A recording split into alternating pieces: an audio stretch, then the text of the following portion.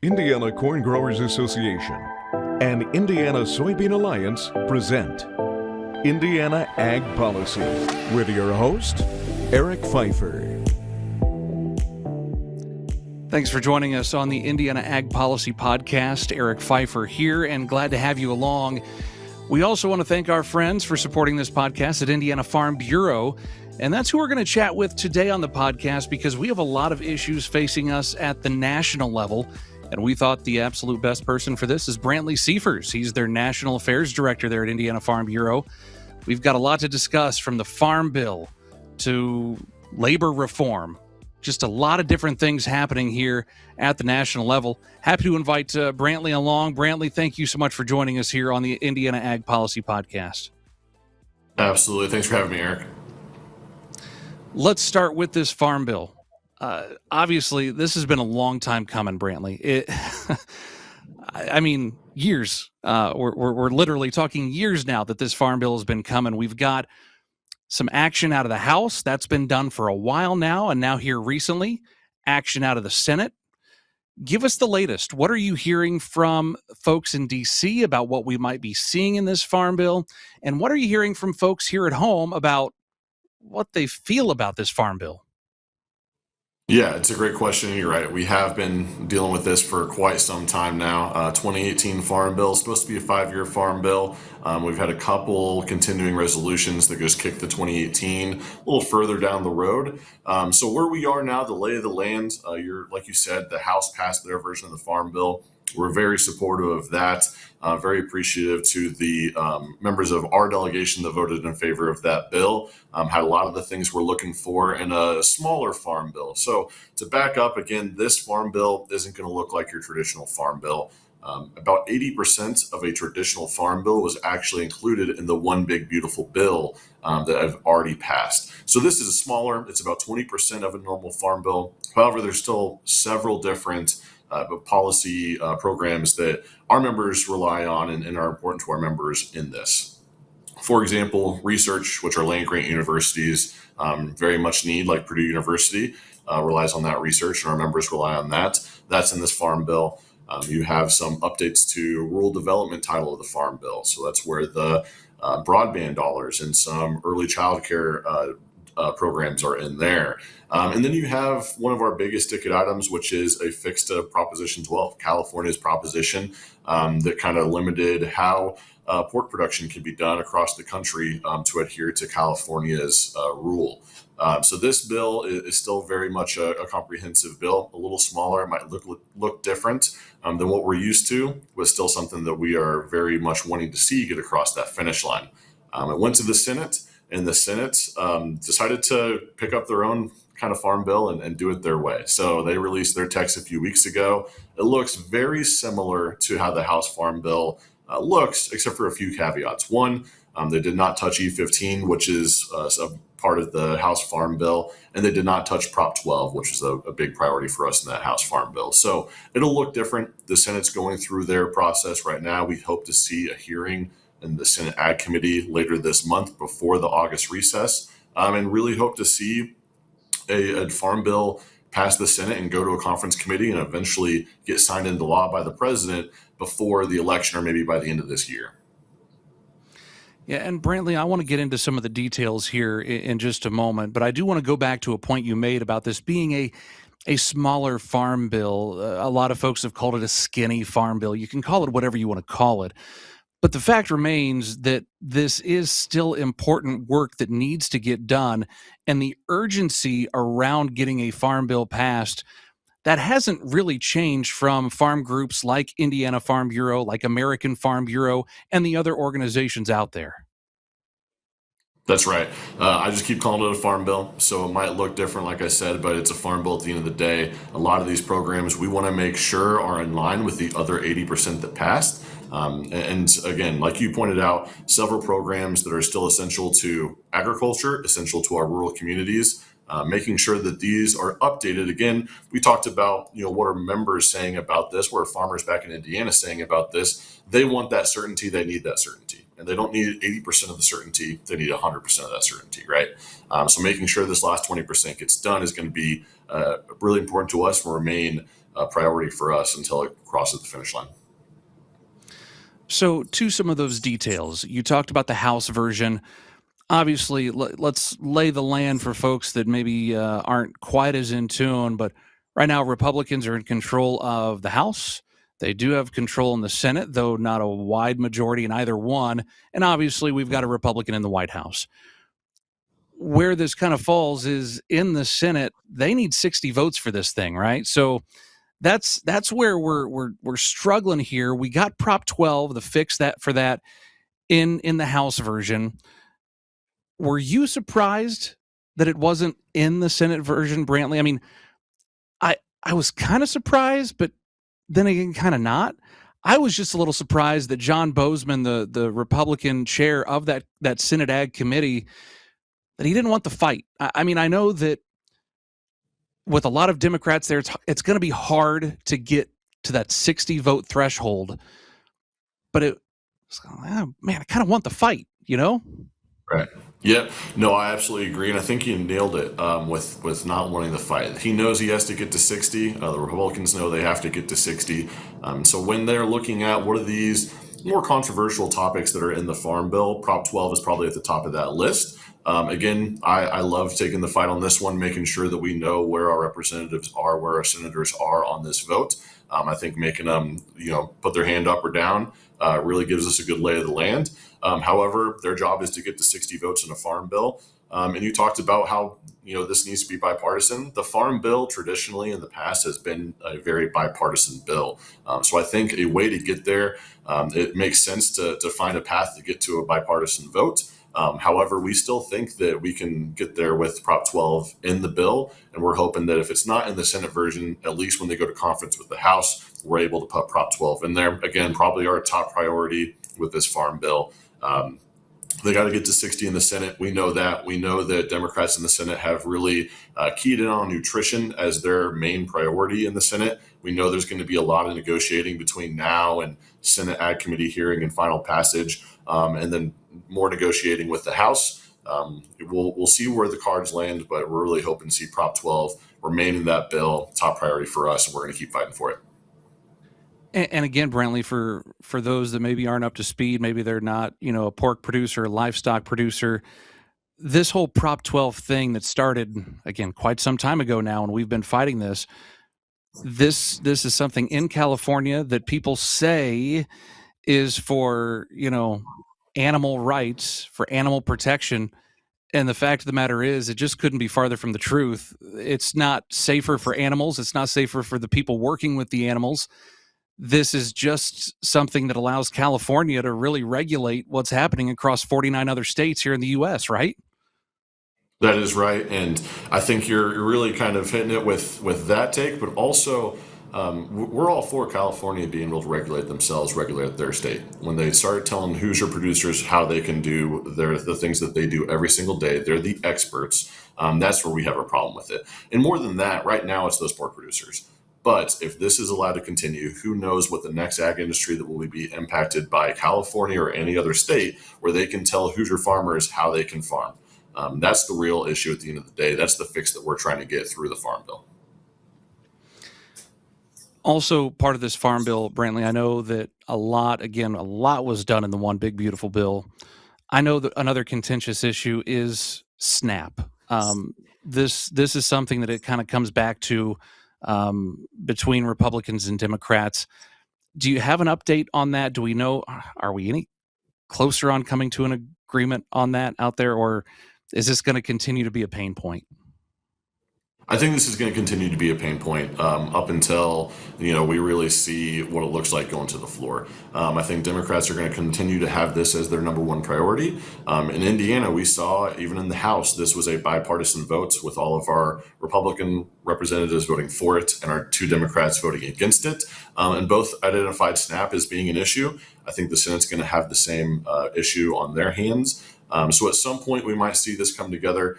And some kind of compromise being made, but I think it's going to be a pain point until they can get to that. Like I said, 60 votes at the end of the day. We'll see where they land, but those SNAP exemptions that they're looking for and extensions is going to be a pain point until we really come to the probably the finish line if I had to guess. Brantley, to what you do and what Indiana Farm Bureau members do when they visit DC, when you visit DC, when you talk with these members, I do just kind of want to point out that Indiana, I mean, we're pretty blessed to have 2 members of our delegation on the House Ag Committee. Pretty easy access there. You call them up and talk with those folks. They have a pretty intimate knowledge of what's happening in those committee meetings, behind closed doors, everything else. Right now, Indiana does not have representation on that Senate Ag Committee, something that we've had in the past somewhat regularly. Is it proving difficult to get some of that information on the Senate side, or being able to get some of those messages through from your standpoint, from an Indiana Farm Bureau member standpoint? Or do you think it's still working effectively, even though we don't have necessarily that representation on the committee? No, it's a good question. And, we were disappointed not to have a Hoosier on the Senate Ag Committee. I think it's the first time since the 70s we haven't had a Hoosier on Senate Ag.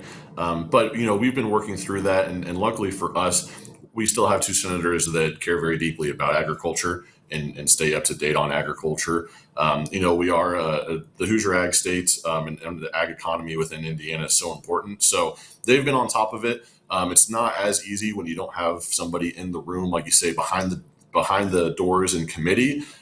We can get information through other ways and our ag network. But as far as our senators go, making sure that one, they know what's going on, and they often give us some tidbits that we didn't know. And 2, them just keeping up that push. Even though they're not on the ag committee, they can still go to their leadership in their caucus and say, hey, this is a priority for us. And they thankfully have done that. So still working through that. Hope to have a Hoosier on ag committee in the future, get back to where we were. But right now, still working through it. We're still in a strong place to really make an impact on this bill. Do you have a timeline on this bill, Brantley? I know we're coming up on a lot of different things that I know it's going to be a fight, quite frankly, as you look at things between Democrats and Republicans out in D.C. One, we'll talk about here in a moment with the Iran supplemental bill and what might be attached to that that's related to agriculture. But again, we'll get to that in a moment. But is there going to be any floor time for this farm bill? I know that Senator John Thune, he's from a farm state as well, and he's kind of running that whole thing in the Senate. I know he wants to, but is there going to be time for it on the floor? Yeah, that's the question. And unfortunately, my crystal ball's in the shop right now, so I don't have a clear answer for you. However, we've been talking about the same things. The floor time situation is going to be a crunch. We know it is. We know August recess comes up here just around the corner. And then also you got to look at the election year and what October is. There's not a lot of legislative days left in the calendar. So, I think it starts with getting a Senate Ag Committee hearing before August recess. And then once it's passed through committee, really finding that floor time. But because these versions are going to look different, just because it passed the Senate doesn't mean we're done. We're going to have to go to a conference committee. The House and Senate's going to have to really negotiate on what they want this final bill to look like, and it's going to have to be voted on again. So the timeline's been extended. We know there's not that many legislative days, and there's a lot of legislative priorities on both sides of the aisle that they want to see get done before those midterm elections. And then who knows what they kick down past the election. So hope to see it done. We're obviously pushing for it, but we know the reality around the calendar. It's amazing. We talk about this calendar. It's, middle of July here as we talk. I mean, we're already talking about October and what's to come, but that's the way that it works in this government place. It's just how it goes. Yep. Let's talk here, Brantley, about something else here that I just mentioned, and it does go to year-round E15 that you mentioned is part of the House version of the Farm Bill, not in the Senate version. But what is out there is this Iran supplemental bill. And that includes a lot of money that goes toward that effort. But it does also include year-round E15 there in the Senate. That's going to be a point of contention as well for a number of reasons. Why E15 becomes a point of contention, I'm not entirely sure, but it often does.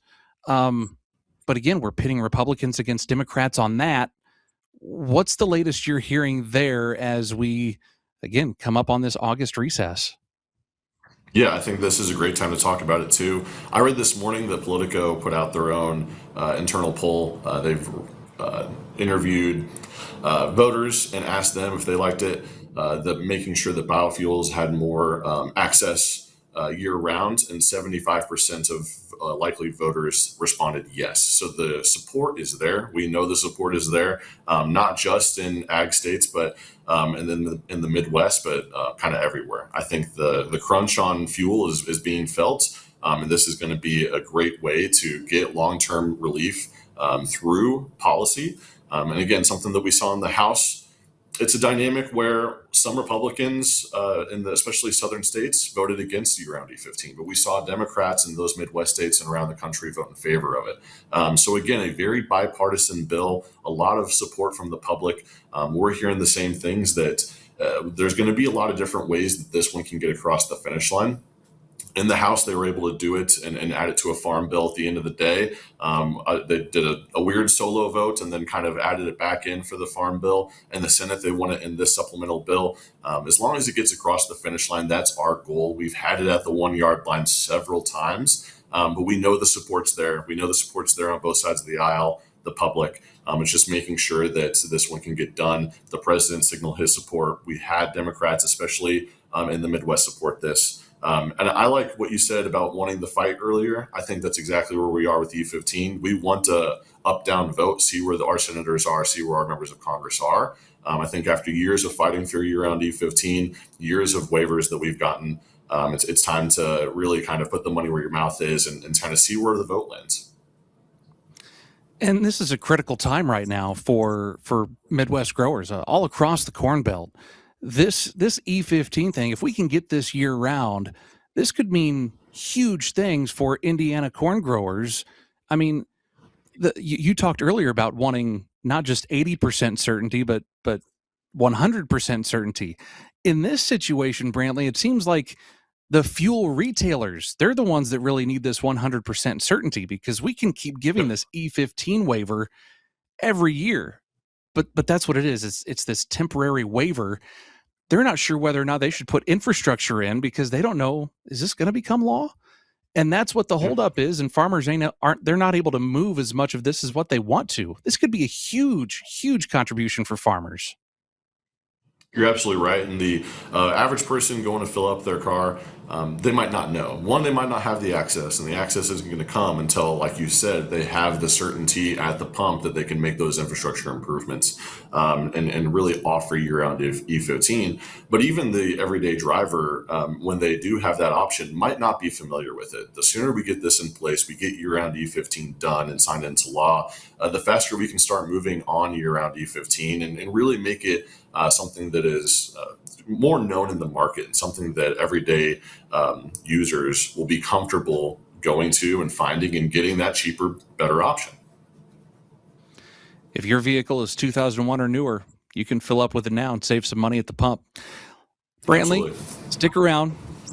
We've got more to discuss, including USMCA. That is a huge topic right now. We're going to take a time out here on the Indiana Ag Policy Podcast.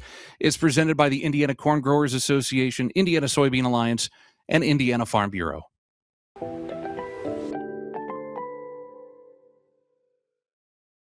There is strength in numbers.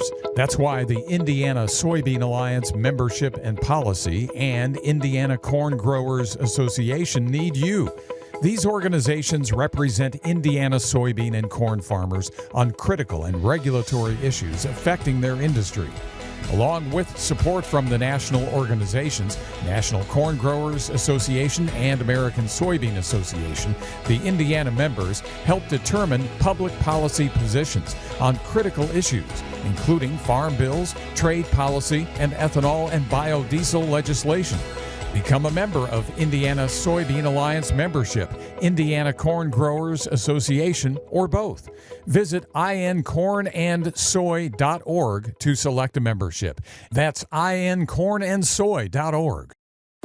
At Indiana Farm Bureau, we serve tree farmers, goat farmers, and in fact, all farmers. With over 250,000 members, Indiana Farm Bureau represents a broad range of farmers and puts power in your collective voice. You also get advice from our subject matter experts, more affordable health plan options, and support for youth programs statewide. So whether you grow soybeans or strawberries, membership means you'll be heard. Become a member today at infb.org.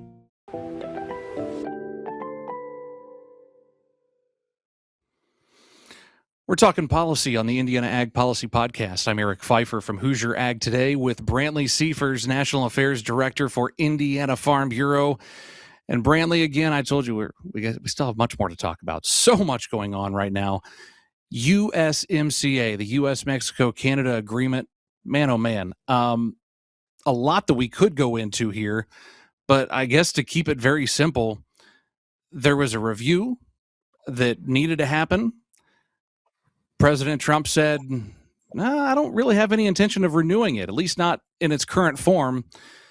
And that kind of sparked this annual review for 10 years. I mean, we got to just kind of keep coming back to this now. It kind of comes back to that uncertainty point you made earlier, right?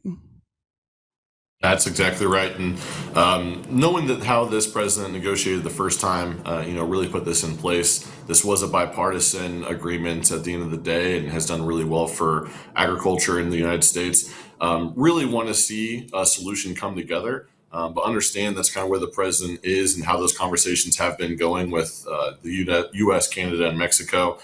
Really just want to make sure that, we do have some issues that we want addressed. So that's important to during this review process get done, but really make sure that we have an agreement that we're happy with at the end of the day, and one that we know going into the future, that consistency we've been talking about, that certainty, that we have that. So kind of disheartened when we heard that news, the annual review. This process is going to take a lot longer than maybe we expected, but I think there are some things that we can work out and get to a agreement that we're happy with at the end of the day. You mentioned there are some things in there that we do want to see updated. Can you give us an update on what some of those are? I know that with Canada in particular, we're talking dairy, right? Yes. Yep, that's right. Canada, it's dairy, and we've had several disputes over dairy throughout the years. And then when you're looking at Mexico, it's the GMO corn. We've had some disputes there as well, and especially in Indiana, that's caused a lot of concern. And then another one, we're talking, the fresh vegetables, the specialty crop growers, making sure that when it's peak season in the United States, that those other countries aren't kind of flooding those markets with their vegetables as well. So a couple of concerns. I think that's when everybody's at the table, I'm sure that there are concerns that those countries have with the United States. I think they've addressed some of those as well. Making sure that we can kind of come to an agreement and hopefully quickly come to an agreement so that we're not dragging these same disputes on year over year. But you're right, it does have a 10-year sunset, and 10-year sunsets sound scary, especially when we're already looking to October. I don't want to look to 2036, right? Well, 10 years is a long time. It is. And you mentioned it. This is how this president negotiates. He wants to get what he can get out of a deal. Is that ultimately what this is, in your opinion, a negotiating tactic? I think so, and we've seen this kind of not just with USMCA, but a lot of the different agreements that he's talked about since the Liberation Day that he kind of coined last year. We've seen that not just with Mexico and Canada, but several countries where he's been very aggressive. And then once conversations have started rolling and we start seeing some movement, he'll pull that back and really come up with some wins, especially for agriculture. So I do think this is a part of how he comes to the deal on trade, and something that we've kind of seen similar in the past with him. But really, this is going to go how the president wants it to go. And that 10-year outlook really means that he has a finite time to get it done during his administration before those reviews start hitting a different administration. And I think all parties can agree that we don't know what that would entail. We don't know who the next president is going to be, what party is going to be in control, what their priorities are going to be. But we do know what President Trump's is right now. So making sure that we can, really get to an agreement here quickly with his administration, I think is going to be very important. But those campaigns are going to start here real soon. It's right around the corner. Yeah. Brantley, as we talk about some other issues happening right now in D.C., perhaps the biggest issue that's been facing agriculture, not the past year or 5 years, maybe the past decade or two, is ag labor. This is something, I think when COVID hit, some other industries started to kind of feel what agriculture had been feeling for a long time before that. But labor has been the number one issue, and we now have a labor reform bill that is out there from House Ag Chair G.T. Thompson. What would it mean if we actually finally get some labor reform for agriculture? Because it remains a huge struggle. Yeah, no, you're absolutely right. And I think certainty is going to be the topic of this podcast because it would mean certainty for the members that utilize H2A and have not had certainty for the past decade or so. So this bill, the Securing Ag Workforce Act, introduced by G.T. Thompson just a few weeks ago, a bipartisan bill when it was introduced, would really do, it's a comprehensive bill. So several things for ag labor, some big ticket items that we see as huge wins, and some of the smaller ticket items that they seem small, but when you're doing it every day, when you utilize H2A workers every day, those small wins are going to add up and be an immense help for you as well. So one thing that it does, it would codify the adverse effect wage rate that Trump implemented last year. And so that's the wage rate that makes it consistent every year. That's going to be the one that codifying that is huge. And the reason for that being, when we go through administration to administration, that wage rate is something, and similar rules around the wage rates is the seesaw back and forth that we've gotten, especially with our ag workforce. So they went from a Biden administration that had Biden era rules. Now they have the Trump era rules that, especially in Indiana, make our wage rates much better and in line with other states around us. But who knows what happens with the next administration? Making sure we codify these, get them into law. That's what's going to create the certainty. A couple other provisions in the bill that we find very important. One, we're going to look at the daily or the annual reviews of those H2A workers. They're here every year, making sure that everything that it takes to get an H2A worker here is digitized, making sure that if they are consistent H2A worker, making it so they don't have to go to that annual review, and just extending the time that they can be here, allowing them to have more of that year-round labor needs and meet the needs of some industries within agriculture that have been asking for it for a long time, like dairy. They can't afford to have their workforce go back to the country that they're from, do that touchback, and then come back. They have dairy cows every day that need to be milked. They need that labor every single day. This bill would allow them to participate in the H2A program and for those workers to stay here through that. So a lot of big things in the bill, a lot of small things in the bill. Once passed and that certainty is realized, I think it's going to have huge impacts for ag labor, huge impacts across the country, and for every sector of agriculture. You mentioned the adverse wage rate.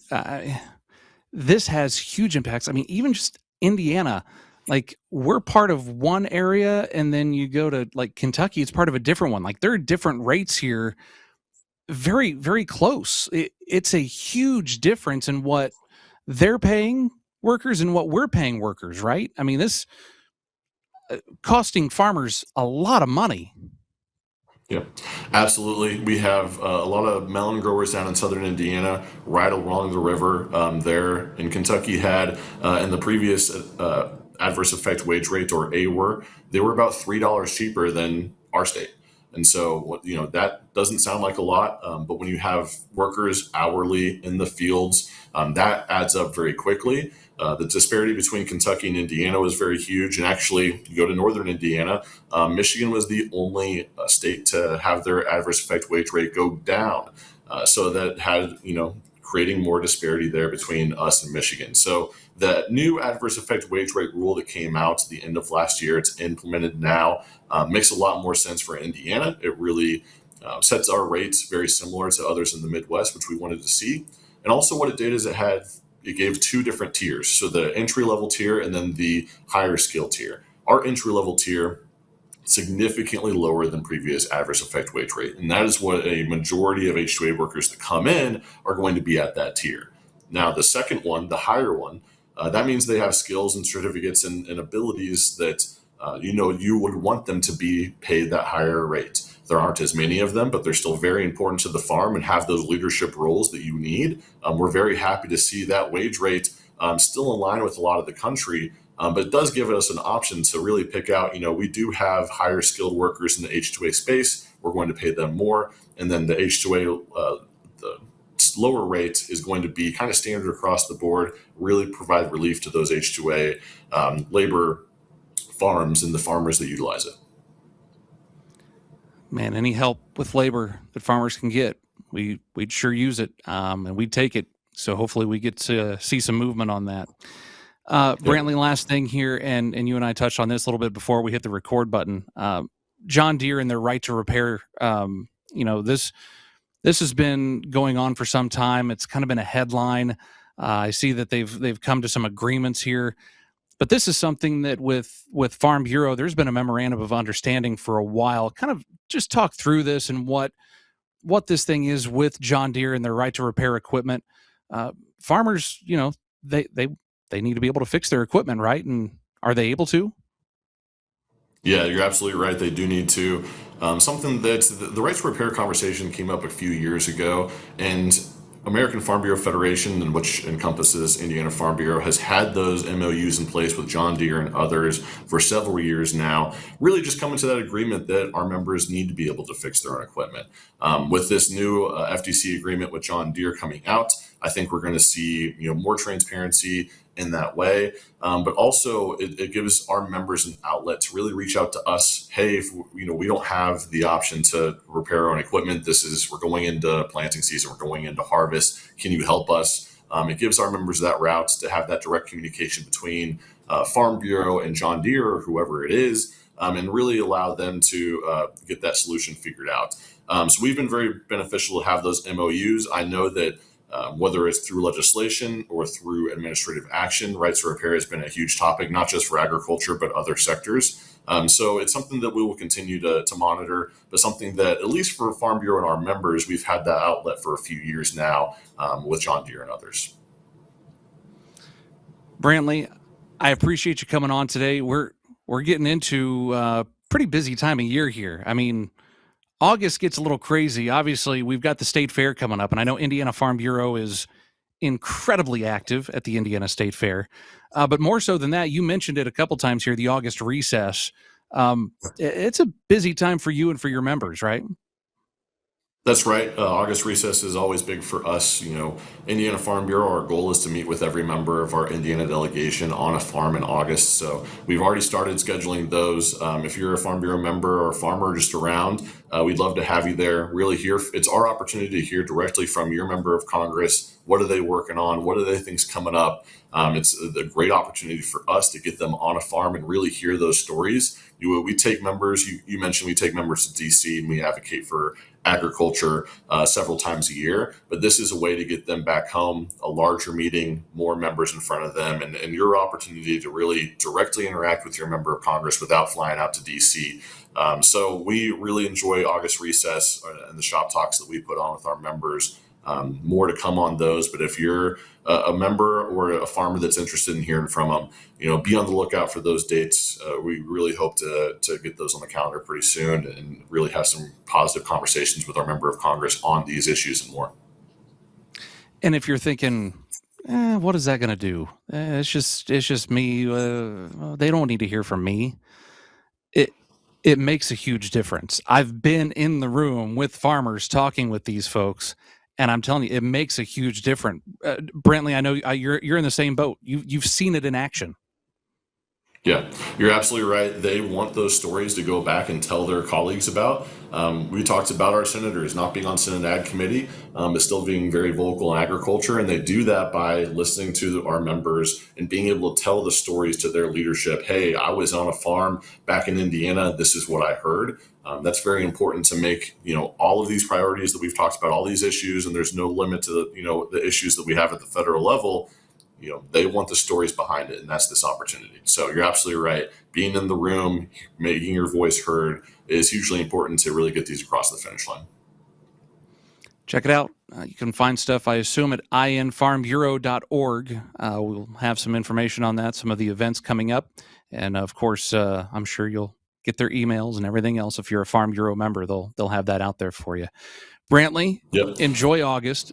I know it's going to be busy. I know it's going to be crazy, but enjoy the state fair, enjoy the recess and all the shop talks and everything else. And thank you for joining us on the Indiana Ag Policy Podcast. Absolutely, I will. And thank you for having me. I really appreciate it. And thank you for joining us on the Indiana Ag Policy Podcast. Always good to talk policy, and especially with our friends at Indiana Farm Bureau. We will do this again soon, I promise. We love talking policy here at Hoosier Ag Today. Until next time, be safe and be well.